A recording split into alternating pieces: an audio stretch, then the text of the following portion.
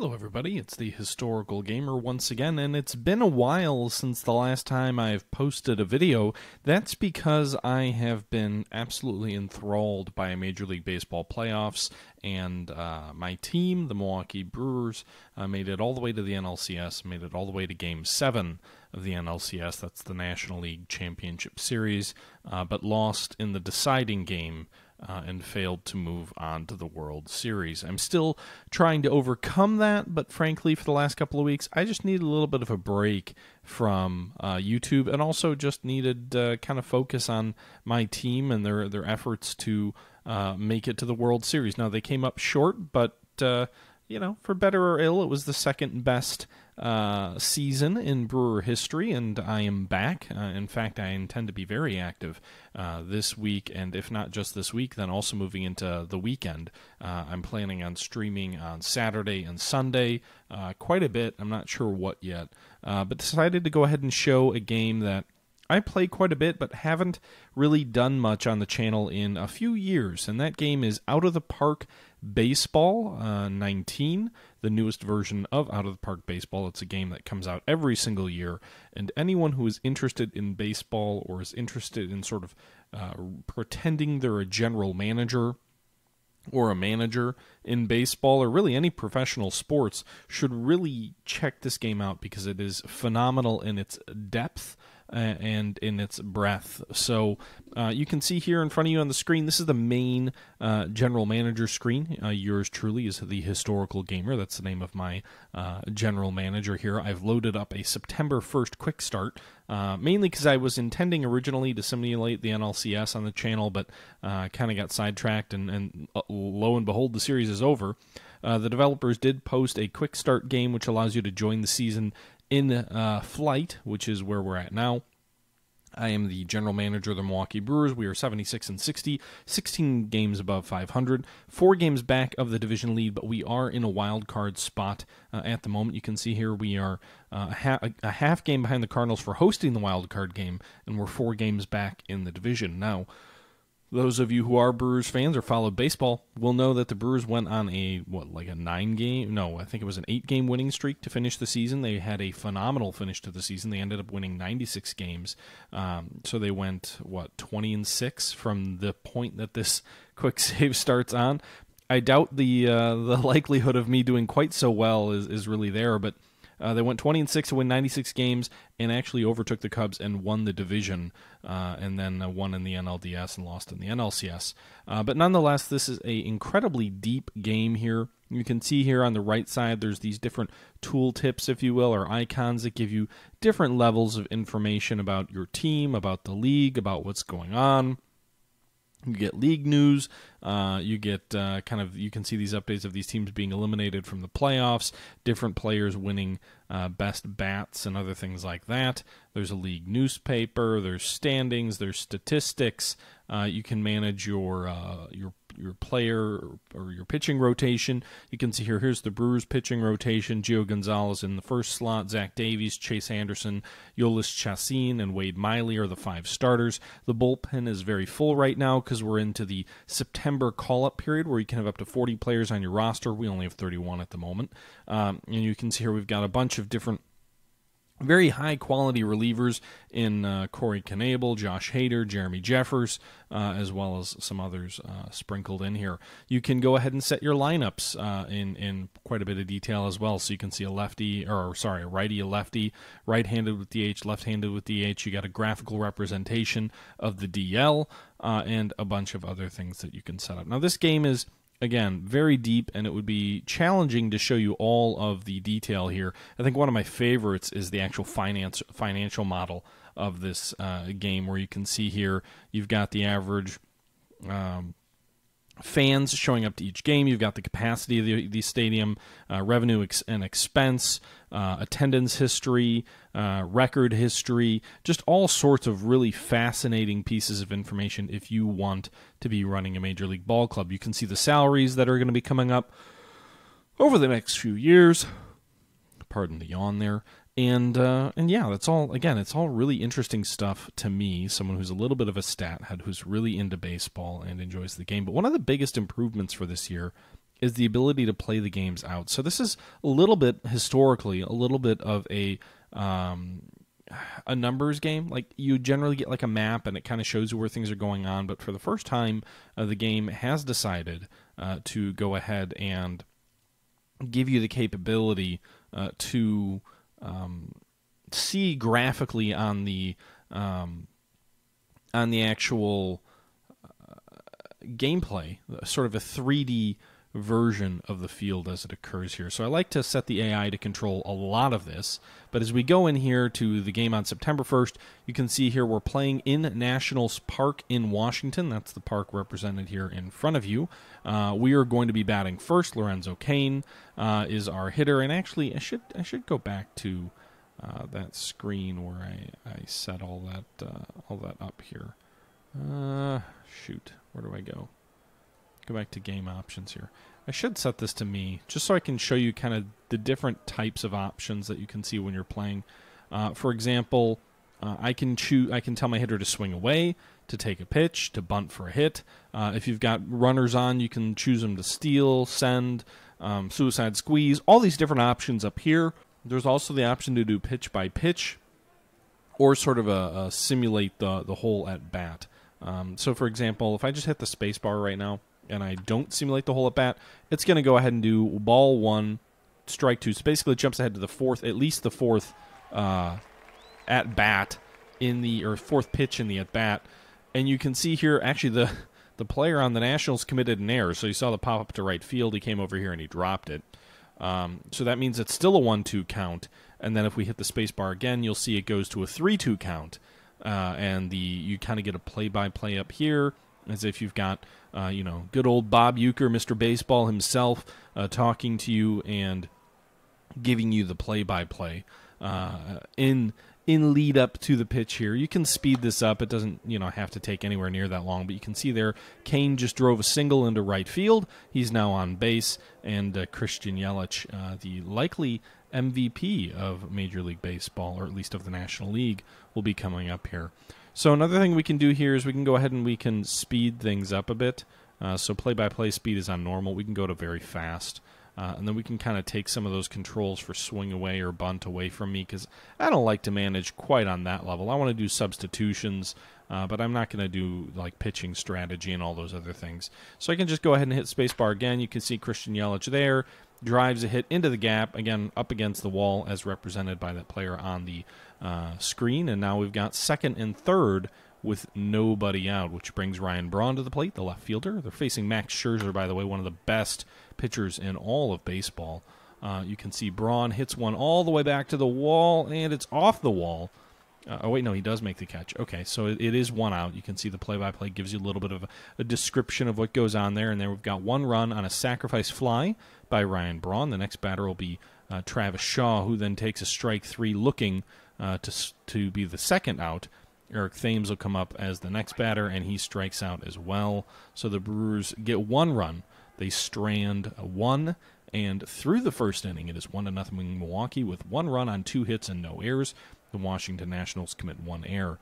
Now you can see here we've got Gio Gonzalez on the mound for us, and you can see we're going to go ahead and move through the game. You can see Trey Turner, the Nationals player, drops down a bunt, but he's not able to beat it out. And, so this is just kind of how the game plays out until it's time to do things like making pitchers changes and other things like that, which you also manage as a manager of this game. So again, I'm not a big fan of doing all of the nitty-gritty, and actually you can simulate through whole innings, so you can see Gonzalez went 1, 2, 3, but if we want, we can go up here and click sim through the half inning. You can see the Brewers actually got 4 more runs that inning against Scherzer, which is pretty surprising. But nonetheless, a tremendous start to the game here with a 5-0 lead. You can see the Nationals just got their first hit of the game against Gio Gonzalez, a single to lead off the second, fly ball to right field there. Eaton drops down. Well, I guess it wasn't a bunt, but he beats it out for a fielder's choice for the second out. And then the next batter gets sawed off and out. Oh, good Lord. And there's an error. So Thames commits an error, and what is it now, second and third with 2 outs? We'll see if we get out of this. Yep. Okay, so Gonzalez strikes him out, and they get out of the frame. All right, so I do want to kind of jump ahead a little bit So maybe where we're going to do a pitching change to kind of show you guys what that looks like. Wow. Heck of a game so far for the Brewers. Up 9-0 here. How's Gonzalez doing down here? If we take a look at his stat line here down on the lower left, he's pitched 5 innings. He's given up 4 hits, no walks, no runs. He's struck out 2. He's at 45 pitches, and his energy meter means, our assumption is that he's still got a little bit left in the tank. So we'll go ahead and simulate through this inning as well. Oh, God. Okay, so a 5-run inning against Gio Gonzalez. Probably shouldn't have simulated through that whole inning. Let's go ahead and put someone up in the bullpen because Gonzalez's spot is going to be coming up in the next inning. So we'll go ahead and we'll put up Josh Hader. He'll be warming up. He's a lefty. And then we'll also go ahead and warm up Brandon Woodruff, who is a right-handed pitcher. So you can see Hader and Woodruff are up in the pen. They're both cold. You need to give them a little bit of time to get warmed up. So we'll actually kind of watch this half inning from our hitter's perspective. You can see here Manny Pena, the catcher, is leading off. He flies out to left field. You can see, again, the players kind of move around on the map as required to show you what's happening. I will say I think this is the first year, maybe it's the second year, they've had these graphical representations on the field. They do sometimes feel like they're a little bit simplistic, or sometimes it just gets a little bit repetitive over time. That's not really the strength of the game, I would say. It's kind of more of everything else that's built up around the game. We're going to go ahead and pinch hit Santana for Gonzalez here with 2 outs. He flew out as well. But nonetheless, it's a nice little touch. It used to just kind of be a 2D map of the field or something similar, or no players on the field at all. So you can see Gonzalez is coming out, and let's see here. We're in the midst of we're going to go ahead and put Woodruff in here, the right-handed relief pitcher. We're up 4 runs, so hopefully... Oh, I didn't even click that. All right, so Woodruff is going to give off a leadoff single. That's not great. But then he strikes this guy out. Woodruff actually pitched phenomenally well as he gives up another hit there. In the playoffs this year, pitched something like 6 innings as sort of a bullpen session in one of the games, and in general just pitched very, very well. We'll see if he can get through this half inning unscathed. And once we work through this particular game, I'll go ahead and show you some of the other features. One of the other really cool features that I really like for this game is the ability to simulate historical games there. As you can see, the Nationals are kind of getting in here. So we're going to bring in Hader, who's starting to tire. I left him up in the bullpen too long, so he's starting to get a little bit tired. But we brought in Josh Hader, gets out of the inning here in the 7th. They give up 2 more runs, and we're going to move into the 8th. So moving into the 8th, I'm going to go ahead and warm up Corey Knebel, who is our setup man. And then we're just going to go ahead and simulate through this half inning. Brewers get 2 more runs, so that's good. We'll go ahead and bring Knebel in. And then we're just going to simulate this half inning with Knebel on the mound. It's a scoreless frame. We're going to go ahead and bring in, I don't know, some Jet Bandy, I guess. I'm kind of surprised. Is he still on the Major League roster? So we'll bring in Jet Bandy to pinch hit. He's not going to pitch. We're going to go ahead and put in Jeremy Jeffers, and we'll close it out here. So you can see the Brewers win 11-7 to improve to 77-60 in each. Okay, so if we look through the stat line, we can see Lorenzo Cain, 4 hits and 6 at-bats, 2 RBIs. Christian Yelich, 3 hits and 6 at-bats, 1 RBI. Ryan Braun, 3 hits and 5 at-bats, 3 RBIs. If we scroll down here, we can see a summary of doubles, a summary of home runs. Manny Pena hit 1, Ryan Braun hit 1. All of these different sort of the full box line, the full box score, box line, good Lord, of the game. And Gio Gonzalez picks up the win to improve, I guess, 1-0? I don't think he's really 1-0. Maybe that's his first start for the Brewers. I'm not really sure. And then we can auto-simulate through the rest of the day as the Brewers win Game 1 of the month of September and of this quick start. If we go, where are the standings? League news. Well, the standings are over here. So actually the Cubs lost and the Brewers won, so the Brewers are now 3 games back. They're also first in the wild card because the St. Louis Cardinals lost as well. Was that Gonzalez's first start as a Brewer? I guess it was. He went one game, 6 innings against his former club. Okay, so he's 8-11 on the year altogether, but 1-0 as a Brewer so far. Not a very good performance, but nonetheless, he was dealing through 5. Anyway, so what we're going to do is we're going to go ahead and save here. And once we save, we're going to go to the OOTP start screen, this is the start screen of the game. There's this whole, I don't really know what perfect team is. It says it's out soon. But the historical exhibition, this is new this year. It's a brand new feature this year, and it is a really cool feature. So if we go into the historical exhibition, I was actually going to do a YouTube series of sort of an all-time Milwaukee great list of teams, the best Milwaukee teams playing against each other. What this tournament lets you do is it lets you play through a tournament or play through a series. So, for example, we could have a 10-team tournament. That'd be pretty cool, right? So we could have a 10-team tournament, and you get to choose different eras. So, for example, we'd probably want to do the golden years for one of our teams, which would be the 1957 Milwaukee Braves. They won the World Series against the New York Yankees. Actually, let's go back down to 2 teams here real quick, because what you do when you get the 2 teams set up is it gives you a little bit of a recap. So you can see here the Milwaukee Braves logo over here. They were 95-51, led by outfielder Hank Aaron, third baseman Eddie Matthews, and a trio of good starters. The Braves beat the Yankees in 7 games to win their first World Series in over 40 years and their only championship in Milwaukee. Series MVP Lou Burdett won 3 games. So it gives you kind of an overview of that season. And what you could do is, if you wanted to, because these are arguably the 2 best teams in Milwaukee baseball history, is you could say, all right, we're going to take the golden years Milwaukee Braves 1957. We're going to go ahead and pit them against the only Milwaukee Brewers team, because the Braves would leave for Atlanta. And we're going to pit them against the only Milwaukee Brewers team to ever make the World Series, the 1982 Milwaukee Brewers, who lost in 7 games to the St. Louis Cardinals. Fuck the Cardinals. And we could make this like a 43-team tournament, which would be really cool. That's a new feature that they've added since the last time I checked this game out, because when I first did it, you could only pick 2 teams to play against each other. But now it looks like you can actually do a tournament of multiple teams, which is really what I want to do. I'm thinking about doing it as a series. But okay, so what you could do is you could do the 1957 Milwaukee Braves versus by the way, the 58 Braves also went to the World Series, for what it's worth. They lost. The 57 Braves beat the Yankees in the World Series. The 58 Braves lost to the Yankees in the World Series. Okay, so the 1982 Brewers versus the 1957 Braves. You can choose how many games you want the series to be. You can choose the mode, 2-3-2, 2 home, 3 away, 2 home, or whatever you want it to be. You can leave DHs on or off. Active roster, you can set rosters to opening day or end of season. You can have strategies, you can 1950 strategy, 82 strategy, or just sort of default modern era, what people do today. And then you can go ahead and create an exhibition series. And you can see here it's taken a moment just to load up some of the players, some of the databases, some of the statistics, but it was set up successfully. And now if we go in here, we can see the different rosters. I think I was just starting to create, I clicked the wrong button, I was starting to create my own new series. Okay, so now, for example, you can see here, we've got a series between the Milwaukee Brewers, led by Robin Yount and Paul Molitor, against the Milwaukee Braves, led by Eddie Matthews and by Hank Aaron.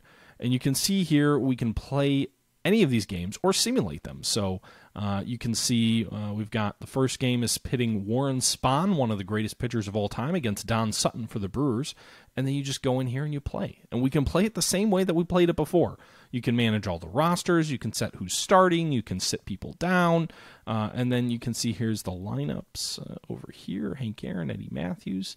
You can have the stadium be County Stadium, which actually, it's going to be County Stadium for both of these teams because they both played in County Stadium. The Braves played in County Stadium when the Brewers first moved back to Milwaukee. They played in County Stadium for about, 30 years or 20 years. And then we can just go ahead and jump in here. And if we jump in, we can see, and again, it gives you kind of an overview of who has the advantage at which position. But just like that, you've got all of sort of the old greats of the Brewers. I don't know why didn't Paul Molitor play short? Wasn't Yount in center? I'm not sure.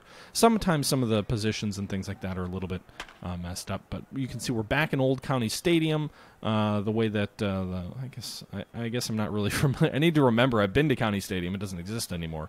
But I don't. This may just be a generic ballpark. The blue wall makes me feel like it looks like County Stadium, but I really don't think it does. The center field did look like that, but it's missing Bernie's Terrace. And I don't know if I don't think there were 3 decks in the outfield. I think it was just 1 deck all around. So I think this is just a generic stadium. And you can see there the Brewers get out of the first inning unscathed with an inning-ending double play against the 57 Braves. And then, if we want, we can go ahead and simulate the whole game. just finished through the whole game, and we can see here that the Milwaukee Braves beat the Milwaukee Brewers 4-1. And then you got here, we're into the first game of the series as a victory for the Braves. We could just simulate the second game, and you can see the Braves defeat the Brewers, and the Brewers defeat the Braves. So now it's 1 game apiece in this series. Finished today. You get an off day between the travel day. Go ahead and simulate. The funny thing is they're traveling to the same city. So the Brewers would take the lead in this series. And then it's back 2-2. So, again, we could be playing through all of this, and I think that would be more interesting. The Braves just took the lead in the series as it's heading back. I guess I don't even know who the home team. I guess the Braves are the home team. Or no, the Brewers look like the home team.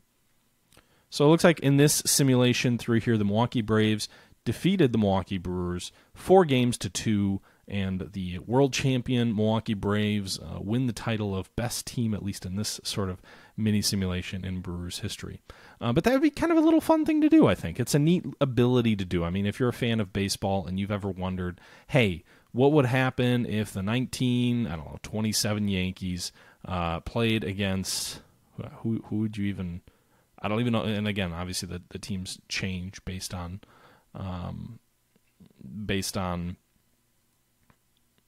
the years, the league, the teams in the league change. But what if you were to pit the 1927 Yankees against, say, the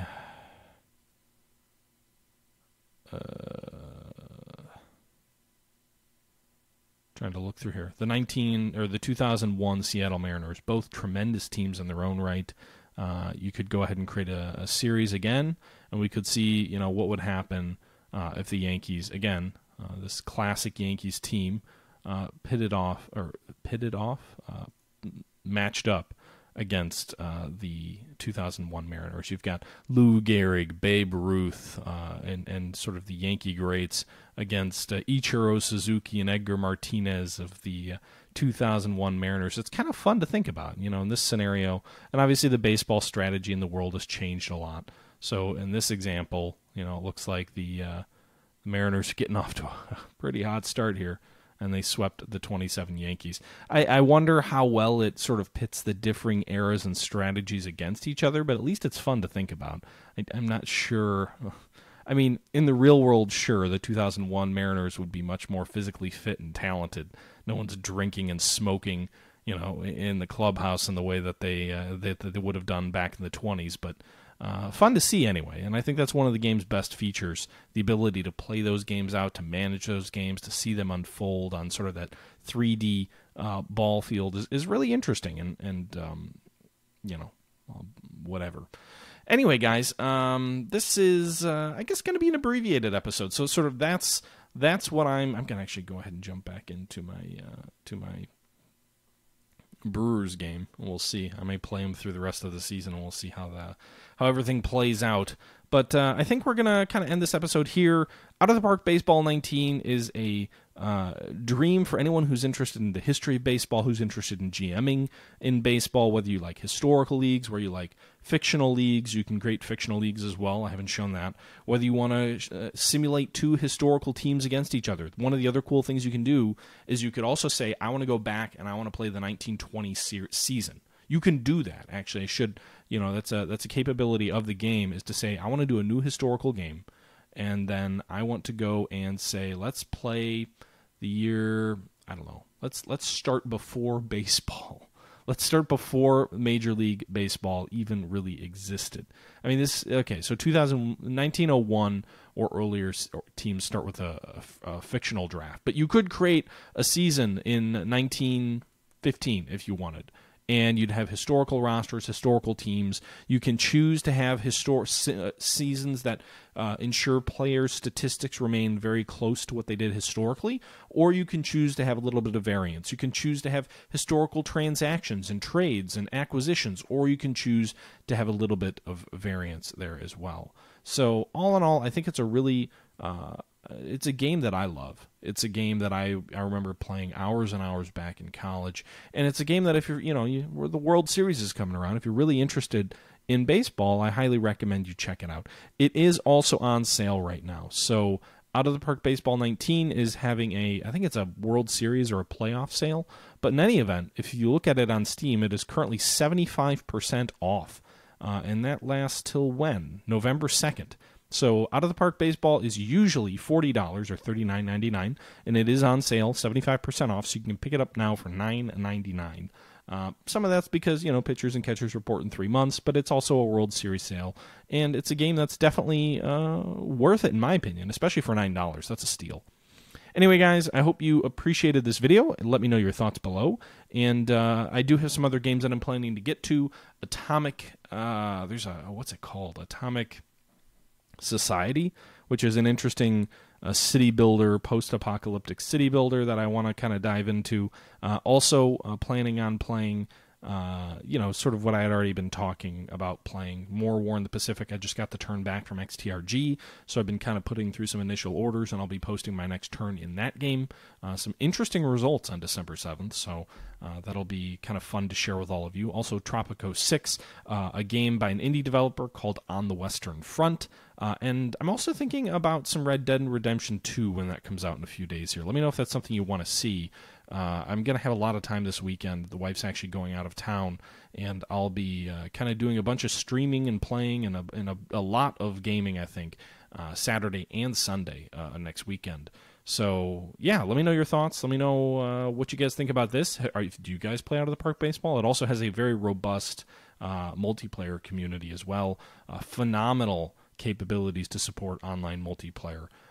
Obviously, you don't play through the individual plays. It's kind of more like an email thing where it simulates results out at like the weekly level, I believe, is usually the standard, but it's a lot of fun no matter what. Anyway, guys, I'm going to go ahead and sign off here today. I hope you enjoyed this video. Until next time, this is the Historical Gamer saying thank you for watching, and I'm out.